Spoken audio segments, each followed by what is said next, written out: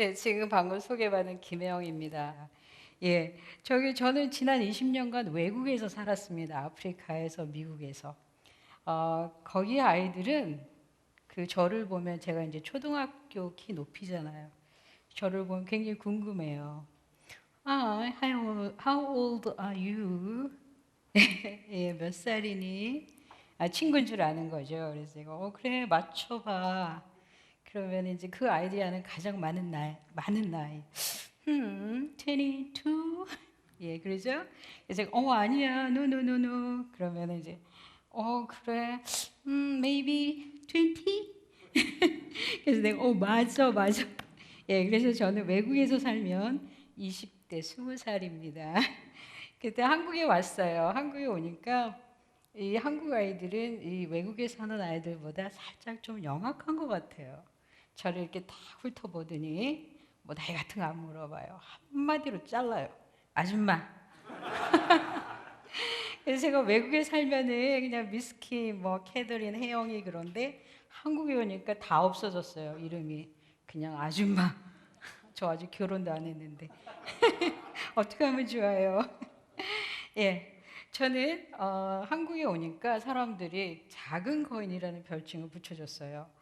예, 이 작은 거인이 키는 작지만 하는 일이 살아가는 일이 뭐 대단하다 그러기 때문에 붙여주신 것 같은데 저는 이 별칭이 마음에 듭니다.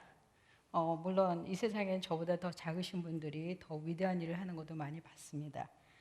저는 왜 이 별칭이 마음에 드냐 하면 제 키가 무엇을 하기에는 뭐 그렇게 큰 키는 아니에요. 항상 이렇게 막 매달려야 하고 뭐 높은 데 가려면은 도와달라 그래야 되고 그렇지만 또 제가 이렇게 돌아보니까 그렇게 작은 키는 또 아니었어요. 그래서 열심히 살아왔습니다. 저는 제가 이 키가 이렇게 생긴 것이 살짝 꾸부정한 것이 또 이렇게 조금 이렇게 아줌마 소리 들을 정도의 이 외모를 가진 것이 마음에 들게 된 것은 순전히 제가 아프리카에서 시절을 보냈기 때문입니다. 사람마다 이렇게 자기의 심장, 가슴을 뛰는 그런 단어, 사람, 어떤 장소가 있지 않나요? 저는 아프리카 그러면은 첫째는 그 눈물이 핑 돌아요. 그리고 마음이 한량없이 그쪽으로 달려가요. 그래서 아프리카를 이렇게 돌아보면 어떤 장소였냐면은 굉장히 고독했어요. 그리고 굉장히 고민을 많이 했어요. 떠날까 말까, 한국으로 돌아올까 말까. 그리고 많이 고통스러웠어요. 말라리아도 겪고 교통사고도 겪고 죽을 뻔하고 저희 올케와 사랑하는 조카까지 이렇게 묻고 왔기 때문에 고통스러운 일을 많이 당한 곳이에요. 그런데 그렇게 고민스럽고 고통스럽고 고독했던 그 아프리카 보츠와나라는 나라가 저를 사람으로 만들어줬어요. 첫째는 인간 기명을 대면할 수 있게 하고 하나님을 대면하게 하고 아프리카 사람들을 만날 수 있게 해줬어요. 그래서 그 아프리카 그리고 그 아프리카에 살고 있는 사람들을 생각하고 자연을 생각하면 눈물이 핑 돌고 웃음이 지어지고 마음이 막 그쪽으로 달려가요. 그래서 저는 여러분들한테 오늘 나누고 싶은 이야기는 왜 제가 그렇게 이 키가 마음에 들 정도로 그리고 제 마음이 그 아프리카 생각하면 눈물이 핑 들 정도로 이렇게 사랑하는 마음이 가득 차게 생겼는가 그 이야기를 들려드리고 싶습니다. 지금은 저는 미랄복지재단의 희망사업본부의 본부장으로 일을 하고 있습니다. 굉장히 뽀대나는 예, 폼나는 일을 하고 있습니다. 오늘도 전화 왔는데 케냐 쪽에 어떤 일, 우간다의 어떤 일, 또 소말리아의 어떤 일, 필리핀에서 생긴 어떤 일들에 관해서 다른 선교사님들하고 이야기를 많이 나눴습니다. 즉 우리가 어떻게 도와줘야 될까 방법을 찾는 일이죠. 예, 저는 그 미랄복지재단에서 아프리카 쪽에 총책임자를 맡아서 희망 TV 사업이라고 해서 아프리카 지역에 10년 동안 우리 크리스찬, 넌 크리스찬들이 대한민국 사람들이 힘을 합해서 한번 그 아프리카에 있는 그 초등학교도 가지 못하는 어린아이들을 한번 도와주자. 좀 학교를 세워줘 보자. 그래서 그런 일을 진행하는 것입니다. 특별히 저는 사회복지사입니다. 사회복지사가 하는 그 영역, 그 분야가 굉장히 많은데 그 중에도 저는 이제 그 해외, 그러니까 국제사회복지를 대학원에서 전공했어요. 그래서 우리나라가 아니고 제가 공부한 미국도 아닌 제3세계 아시아나 아프리카권 쪽에 일을 하기 때문에 국제사회복지사라는 타이틀을 가지고 아프리카 대륙 쪽에 그런 우리가 어떻게 도와줄 수 있는지를 찾아서 연구하고 사람들과 돈과 지식과 물자를 보내는 일을 하고 있습니다. 굉장히 멋있고 저도 굉장히 마음에 드는 일입니다. 이 일을 하기 위해서 지난 40년간 이상 살아왔다는 생각이 듭니다. 지금 이렇게 제가 폼나게 비행기를 타면서 왔다 갔다 하면서 국제적인 일을 하고 있지만 태어났을 때부터 그런 건 아닙니다. 제가 이 세상에 태어났을 때 그리고 어린 시절을 보낼 때에 초등학교를 다닐 때에 늘 이 귀에 못이 박인다 그러죠. 못이 박일 정도로 들었던 말은 너는 태어나지 말았어야 돼. 누구한테 이 말을 들었냐면 저희 어머니한테. 너는 잘못 태어났어. 너는 태어나는 게 아니야. 이게 무슨 말입니까? 그럼 저는 저희 어머니한테 이렇게 말했습니다. 엄마, 누가 왜 나를 낳아달라 그랬어요? 그렇지 않습니까?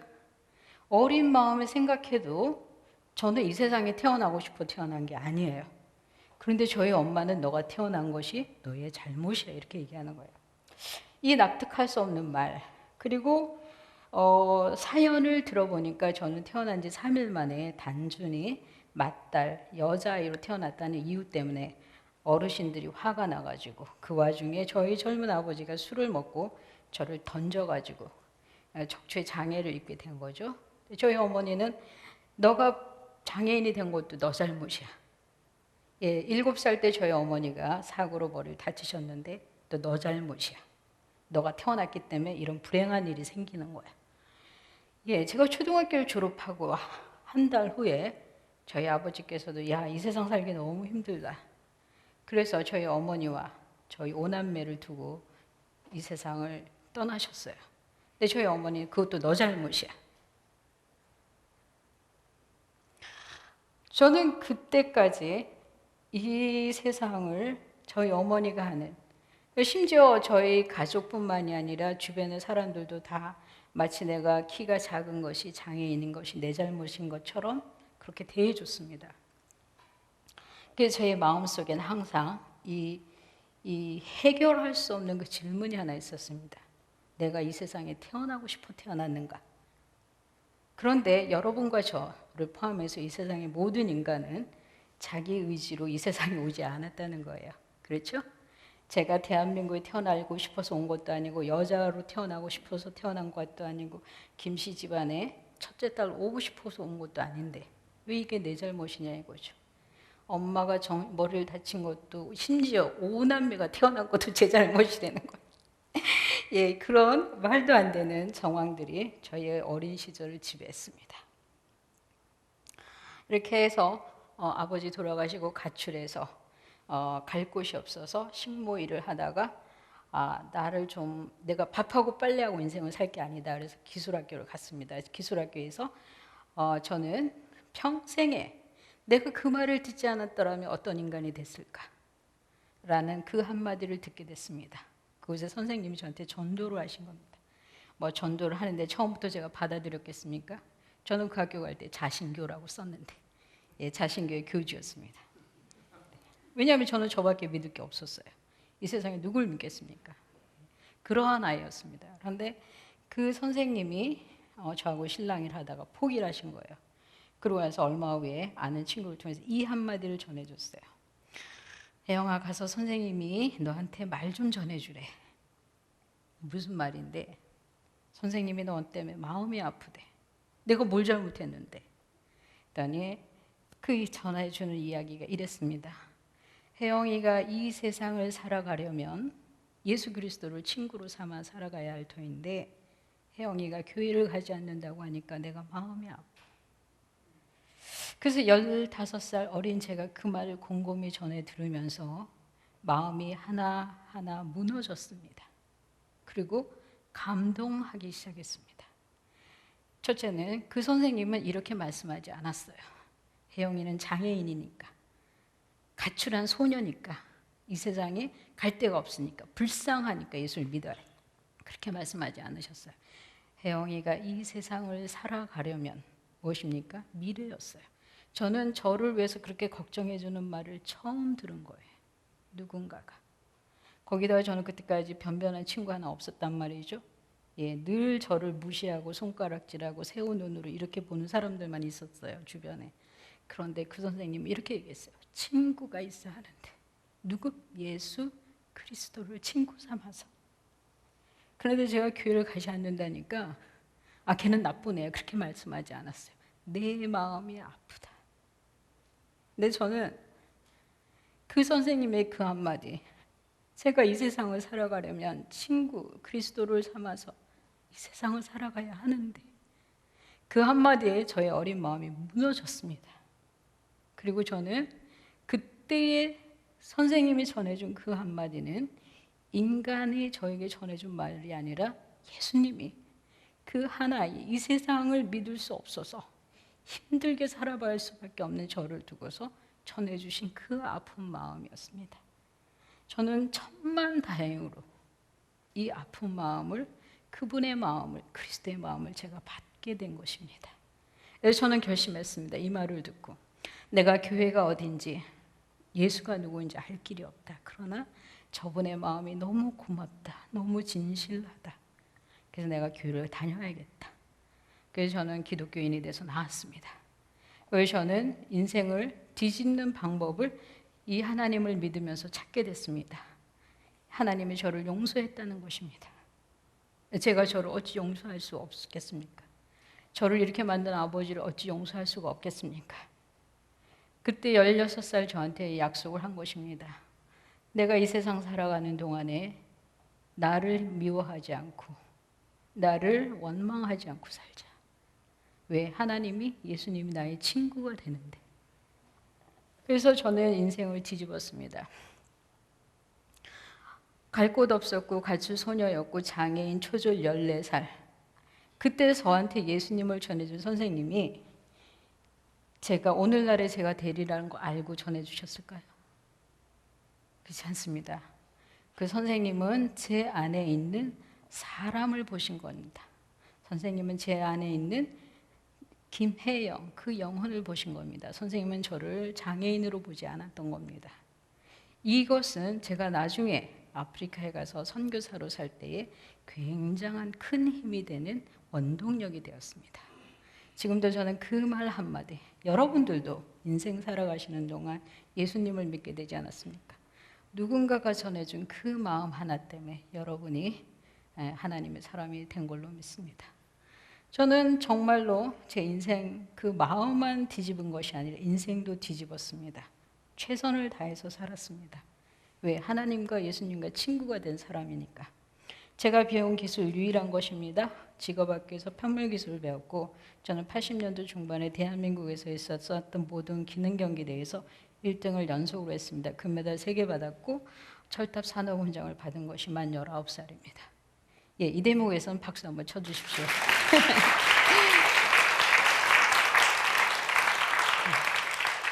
예, 한마디로 정말 잘 나가는 기술자가 됐습니다. 그러나 20대 중반에 됐을 때에 하나님이 저한테 다시 한번 기회를 주십니다. 제 인생이 뒤집어지는 사건을 만났습니다. 잘 나가고 기술자로 성공하는 저를 잡아채갖고 엎어치셨습니다. 그리고 하시는 말씀이, 얘야, 이 세상 사람들이 가는 그 길 너까지 갈 거 없다. 그래서 이게 무슨 말인가 그랬더니, 제가 예수님을 믿은 이래로 10년이 지나고 예수님을 친구로 삼은 그리스도인이 아니라 성공하는 한 청년이 거기 있었던 겁니다.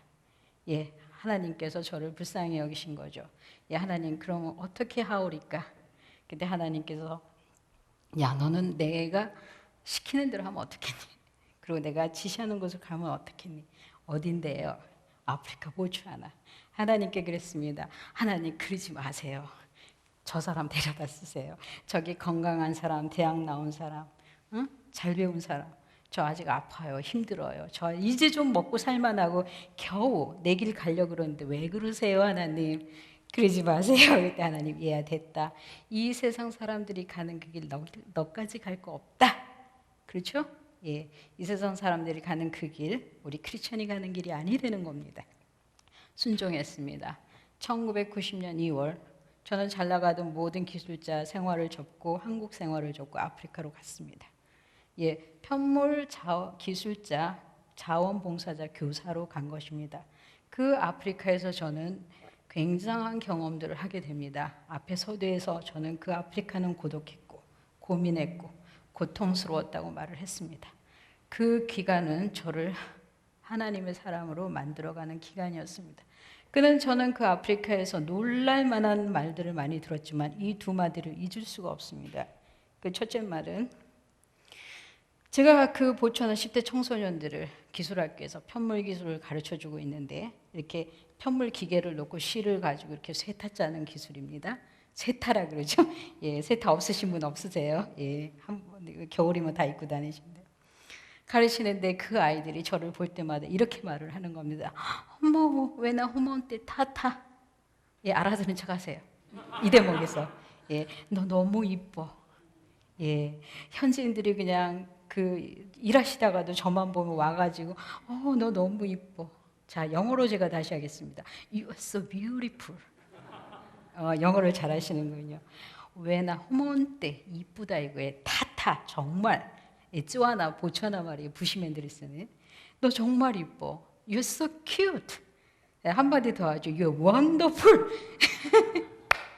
제가 세상에 그걸 하루 한두 번 들으면 괜찮은데 매일 듣는 거예요. 아이들은 저를 진정으로 사랑해 주었어요. 그 아이들은 저를 장애인 김영으로 대한 것이 아니라 척추장애인 김영이 아니라 그냥 혜영이었습니다. 인간이었습니다. 사람이었습니다. 거기서 그 아이들의 그 말에서 저는 저 자신의 그 마음으로부터 있었던 그런 상처들, 억울함들, 아픔들이 다 고쳐졌습니다. 예, 아프리카 생활은 녹록지 않았습니다. 4년이 지났을 때는 그 직업학교가 문을 닫았습니다. 그런데 하나님께서 저도 이제 한국으로 가야겠다. 적절한 핑계거리가 생겼죠. 하다가만 성공을 계속하러 가야겠다.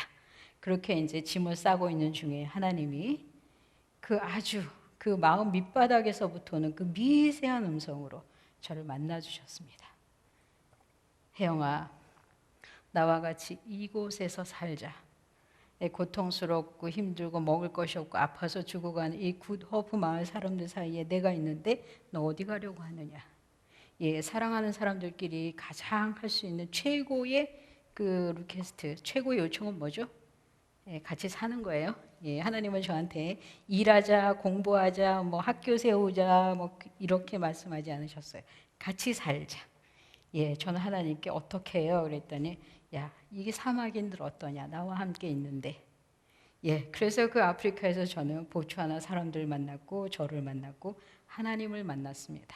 하나님께서는 여러분과 저에게 여전히 이렇게 말씀하십니다. You're so beautiful. 나와 같이 살자. 그것 외에 너가 무엇을 더 바라겠느냐? 그렇지 않습니까? 예, 제가 작은 거인으로 이렇게 한국과 외국을 왔다 갔다 하면서 일을 하는 제 가슴을 뛰게 하는 그 큰 힘은 바로 제 안에 예수 그리스도가 품어져 있기 때문입니다.